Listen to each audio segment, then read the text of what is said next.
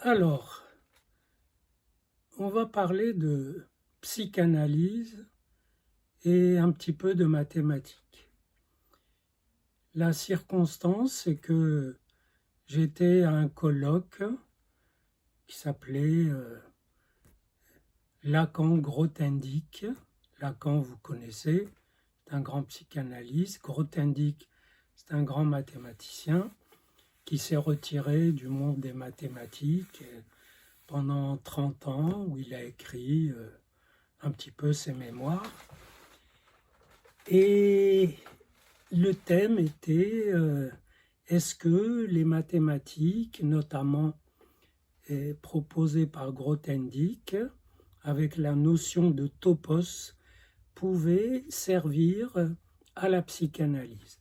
Du coup, on a abordé la question, en tout cas j'ai pointé la question, est-ce que les formules pseudo-mathématiques de Lacan, ces graphes, les nœuds et parfois des formules qui un peu la formule du fantasme avec un S barré, poinçon, petit a, des formules comme ça. Et est-ce que c'est utile? Et bref, est-ce qu'on s'en sert en psychanalyse, même quand on est lacanien?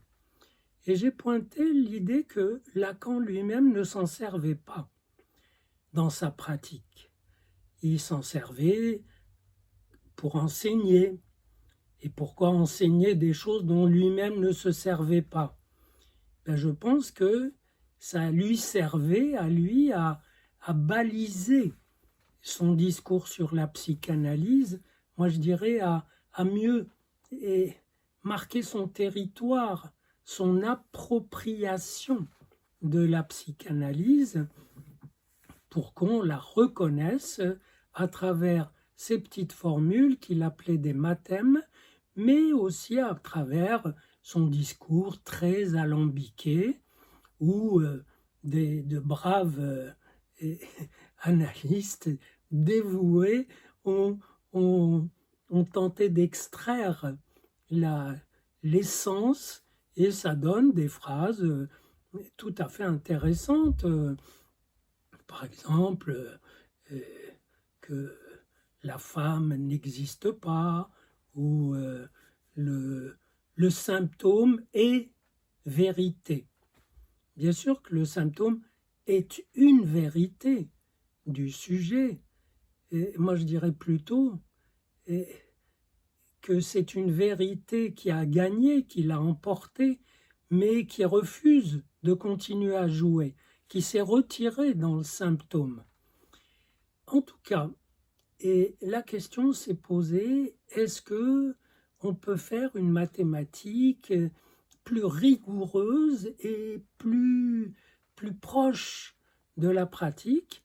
Et là, il y avait au colloque un grand mathématicien, Alain Cohn, qui a fait un petit livre avec un psychanalyste dans lequel il propose une notion, la notion de topos de Grothendieck, mais dans un cas particulier, et ça se conclut par voici le topos de l'inconscient, que l'inconscient est structuré comme ça, comme un topos. Lacan disait l'inconscient est structuré comme un langage, ce qui n'a pas éclairé grand-chose ni de l'inconscient ni du langage, mais enfin c'était un repère.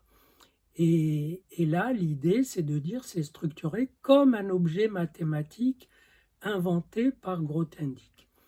Ce qui m'a touché, c'est que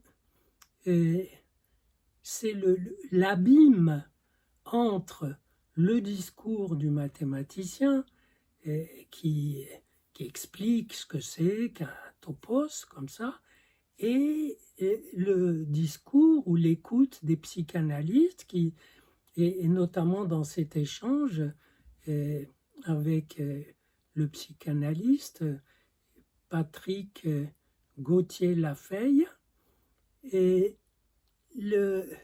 L'échange, c'est que le psychanalyste donne des contenus mathématiques c'est que le mathématicien donne des contenus mathématiques et le psychanalyste, ébloui, médusé, ne comprenant pas vraiment, reçoit, mais comme un jet de pièces d'or, ça sera toujours ça à capitaliser pour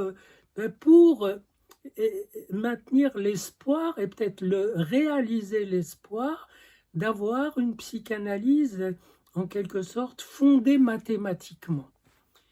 Et ce qui en fait ne peut pas avoir lieu parce que dès qu'il y a mathématiques, il n'y a pas un sujet, ou plutôt dès qu'il y a un sujet, ça ne peut pas se mathématiser.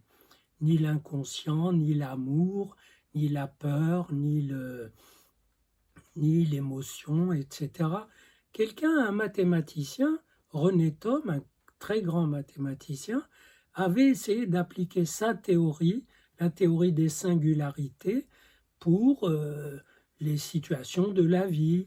Et ça s'appelait, et il lui avait donné un nom très, très porteur, très, très marketing, il l'avait appelé la théorie des catastrophes. Et il voulait prévoir toutes sortes de situations. Ça a eu un petit succès un certain temps, et puis ça s'est oublié parce que les gens, pour comprendre les catastrophes qui leur arrivent, grandes ou petites, ne vont pas aller recourir à des équations qui d'ailleurs éclairent les espaces mathématiques où se passent ces singularités, ces catastrophes, mais n'éclairent pas, ça ne s'applique pas à la réalité vécue. Et donc, j'ai vu cette espèce d'abîme entre des praticiens de la psychanalyse qui ont fort à faire avec les patients, qui apparemment parfois s'ennuient beaucoup parce que justement il leur manque un petit peu de nouvelles idées théoriques. Mais donc il y avait cet échange où le mathématicien jette des objets et l'autre dit « Ah oui, tout à fait, j'y reconnais ». Et ce qu'il y reconnaît, ça n'y est pas forcément, ça rappelle le refoulement, ça rappelle le langage, ça rappelle les noms du père, etc. Donc c'est un échange entre des objets mathématiques et ce qu'ils peuvent évoquer ou faire espérer aux psychanalystes. Mais cet espoir, il est délicat, il est problématique. Est-ce qu'il peut espérer avoir des objets mathématiques en main pour mener sa pratique? Or, il se trouve que c'est plus corsé que ça, parce que il s'est trouvé que le mathématicien a évoqué un tore. Vous savez ce que c'est un tore, une chambre à air, avec un fil qui s'enroule à l'infini. Et le psychanalyste était ébloui par cet objet, mais c'est formidable. Et moi, j'ai demandé à quoi il vous sert dans votre pratique. Et en fait, ce qui a résulté de sa réponse, c'est qu'il se sent mieux avec cet objet. C'est-à-dire que ces formules, jusqu'à présent, et peut-être pour un certain temps, servent un petit peu d'objets sacrés, d'objets bénis par le maître, bref, de fétiches. Et on peut comprendre que des praticiens thérapeutes aient besoin de fétiches. C'est pas très conforme à l'esprit de la psychanalyse, mais on peut espérer qu'un jour, les psychanalystes se mettraient aux mathématiques, auraient le maniement très facile de ces objets, ce qui est en fait ce qu'ils ne souhaitent pas et qui sans doute n'arrivera pas, sauf pour quelques-uns qui se transformeraient en mathématiciens. Et même moi qui ai été mathématicien et qui suis psychanalyste, je ne me sers pas des objets comme ça, de Lacan, des écritures pseudo-mathématiques, mais je me sers des mathématiques que j'ai emmagasinées et dans lesquels j'ai pratiqué la recherche, je m'en sers comme intuition, comme espace de sensibilité pour toutes sortes de choses. Mais ça m'aide à penser, pas seulement dans la psychanalyse. Bref, j'ai vécu une expérience intéressante du besoin qu'ont les fidèles d'une certaine théorie, d'une certaine pensée, en l'occurrence lacanienne, et qui ne transforment pas vraiment leur pratique, qui n'a pas un grand effet sur leur pratique, mais qui est comme la quintessence de la théorie qu'ils révèrent et que Lacan a bâtie et qui est très bonne pour les lacaniens, mais n'est pas du tout adaptée à des non-lacaniens. Et comme moi, par exemple, je ne m'en sers pas, mais je respecte son existence. Et donc ce décalage entre une pratique et un besoin d'avoir des objets qui bénissent cette pratique. Il se peut que si je n'en ai pas besoin, c'est peut-être que j'ai de la bénédiction qui vient d'ailleurs, de la baraka, on dirait en langage psychanalytique, du phallus ou de l'intensité phallique. Et dans la théorie de Lacan, ça s'appelle aussi les noms du Père. Et les noms du Père, c'est pas les patriarches, encore que le jour où Lacan a fait son séminaire sur les noms du Père, mais le tout premier, en 1955, il avait noté au tableau les noms du Père et en hébreu, on lui avait appris à l'écrire parce qu'il ne savait pas du tout l'hébreu.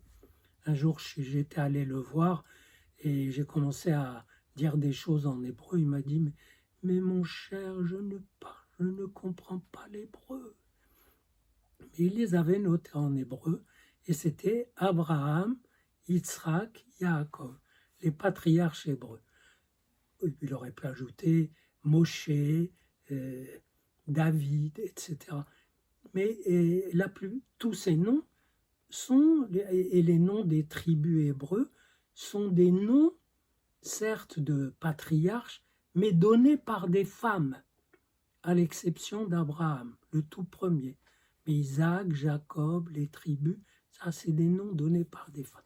Donc les noms du Père, en fait, c'est une intensité de transmission symbolique et c'est ça l'effet majeur qu'on recherche dans la psychanalyse, c'est arriver à ce que un sujet qui est bloqué sur son symptôme qui lui tient lieu de vérité, qui lui tient lieu de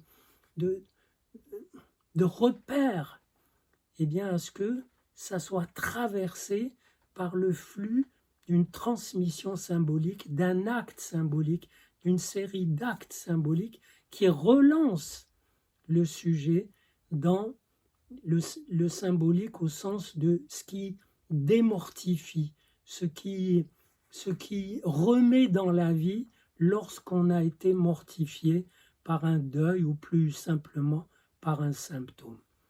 Et donc le repère, c'est cette dimension symbolique qui est archi présente dans toutes mes œuvres et même dans ces petites vidéos que je vous envoie. À la prochaine. Et il paraît qu'il faut que je vous dise que si ça vous plaît, il faut vous abonner. Je ne sais pas pourquoi, mais je le fais.